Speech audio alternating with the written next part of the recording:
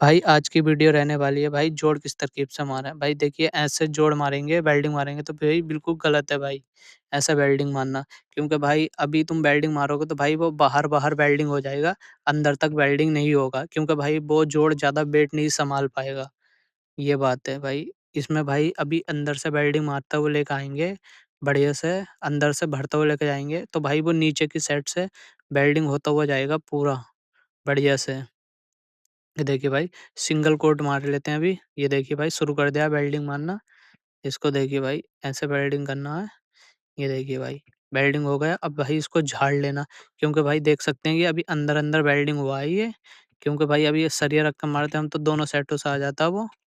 तो भाई वो मतलब ज़्यादा मजबूत नहीं रहता, खाली इधर की साइड से भी, इधर की साइड से भी और बीच में खाली सरिया-सरिया रह जाता भाई। उस पे अगर ज़्यादा वेट डालते तो वो टूट सकता था। ये देखिए भाई। अब दूसरा वो मार लेता है।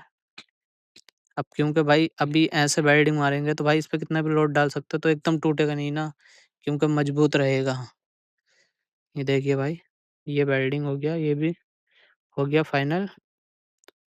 ये देखिए, अब इसको चिपिंग कर लेते हैं।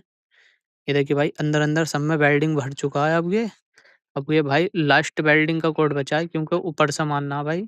इसको मतलब थोड़ा गड्ढा टाइप का रह गया है, तो भाई उसका मतलब जब हम ग्राइंडिंग करेंगे, फिनिशिंग निकालेंगे, तो भाई बिल्कुल धार बन जाए मतलब कलम बन जाए, जो ऐसे दिखाई नहीं देवे। ऐसा करना है क्योंकि भाई अभी थोड़ा ऊपर-ऊपर तक वेल्डिंग मारना है। ये देखिए भाई अब बिल्कुल फाइनल हो गया। ये देखिए, भाई अभी सरिया लगा के मारना बेस्ट था क्या भाई ये बेस्ट है वेल्डिंग।